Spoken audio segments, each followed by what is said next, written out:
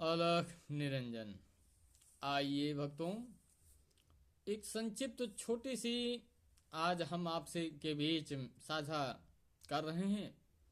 ये महिलाओं और पुरुषों से भी जुड़ी है और खासकर ये महिला से जुड़ा है। जैसा कि आप लोगों ने YouTube पर या बहुत से पंडित के माध्यम से या तांत्रिकों के माध्यम से आपने सुना होगा कि जब स्त्री को मासिक धर्म आता है तो बहुत से लोगों ने कह रखा है यूट्यूब में आदि लोगों ने अपनी वाणी के द्वारा कि मासिक धर्म में पूजा कर सकती हैं महिलाएं और करने का तरीका कुछ विभिन्न प्रकार से बताया है कि मासिक धर्म में पूजा देव शक्तियों की या मृत शक्तियों की या अन्य किसी की पूजा वो कर सकती हैं। तो मैं बहुत संक्षिप्त और थोड़ा सा भेद तरीके आपके बीच मैं कुछ बिंदु में रखता हूँ। उन बिंदुओं को आप समझ लेंगे कि नारी को करना चाहिए या नहीं करना चाहिए, ये उसके विवेक पर है। मैं स्पष्ट रूप से न रखते हुए, संक्षिप्त और गुप्त रखते हुए मैं साझा कर रहा हूं।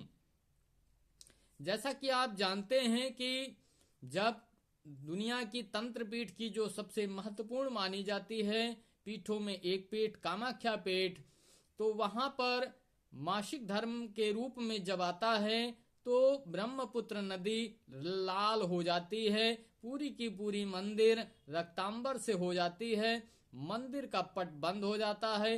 मंदिर के परिक्षेत्र में जितने उस स्थान के अंदर जहां माता जी का पिंड या गर्भ है उस स्थान पर वहां कोई भी तांत्रिक नहीं जाता है। तो 3 दिनों के लिए पट बंद हो जाता है और वहां पर कोई भी पूजा माता जी की नहीं होती है। और उस दौरान में एक जो ईश्वर की कृपा से जो दिव्य तांत्रिक होते हैं या गुरु होते हैं या कोई महिला तांत्रिक होती है, उस समय में वह पूजा नहीं करते हैं। तो आप हमको बताइए कि जब माता जी का पट द्वार बंद हो गया मासिक धर्म के समय काल में, ब्रह्मपुत्र नदी लाल हो गई, तो जब वहां का तांत्रिक या कोई भी पूजा नहीं कर सकता है तो आप कैसे पूजा कर सकती हैं? 3 दिनों तक वह मंदिर पूरी रक्तांबर से भरी होती है, ब्रह्मपुत्र नदी लाल रहती है। 3 दिनों के बाद वह छटा साफ शुद्ध जलों में परिवर्तित होती है। मंदिर का प्रांगण भी बाद में उसको धोया जाता है, पवित्र किया जाता है, सिंचन किया जाता है। उसके बाद उसके पूजा का विधान का कार्यक्रम आगे बढ़ता है। तो जो नारी है मासिक धर्म में जब मंदिर वहां का धोया नहीं जा सकता और प्रांगण में 3 दिनों तक कोई प्रवेश नहीं कर सकता, पूजा नहीं कर सकता, तो आप सोचिए कि क्या आप पूजा इन समय काल में जो मासिक धर्म होता है क्या आप करने के योग्य हैं? शायद नहीं। तो हमारा एक केवल इतना ही कहना है कि यदि जो कहते हैं कि मासिक धर्म में पूजा करना चाहिए, बहुत से लोग हम देखते हैं कि जो महिलाएं ऐसी विचारधारा की तरफ बहती हैं, मासिक धर्म में पूजन भी करती हैं या घर के अंदर नहीं करती, मंदिर पे जाती हैं, मंदिर पे जाती हैं, भगवान का भले दर्शन ना करती हूं या करती हूं।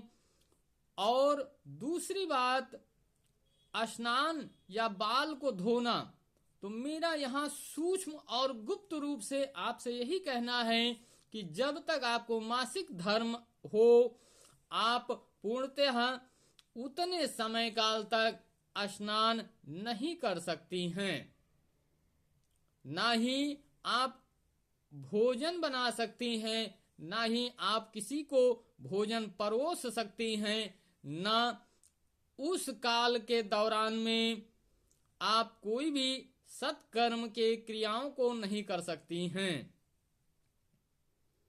बहुत सूक्ष्म तरीके और गुप्त तरीके हैं जो आपके जीवन में परेशानी न प्रवेश करे, यह छोटी सी संकेत है।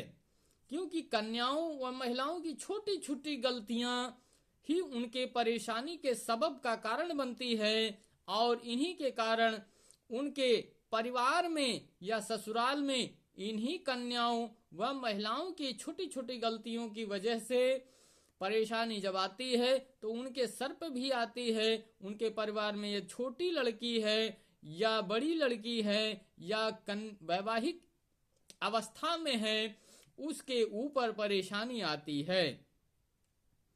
और घर के परिवार के मुखिया या परिवार में अनन्य प्रकार की समस्याएं धीरे धीरे उत्पन्न होना शुरू हो जाती है। इन सभी का कारण है कि कन्या व महिलाएं अक्सर ज्यादातर देखा जाता है कि एक से एक देवी या देवताओं की पूजा करती रहती हैं। यानी साल में जितने भी त्योहार पड़ते हैं, पर्व पड़ते हैं, वह सभी की करती रहती हैं। तो थोड़ा सूक्ष्म तरीके से आपको समझना है कि आप का इष्ट कौन है, और केवल आप अपने इष्ट को ध्यान करिए। लेकिन मासिक धर्म में आप इन क्रियाओं को बिल्कुल भी नहीं करेंगी।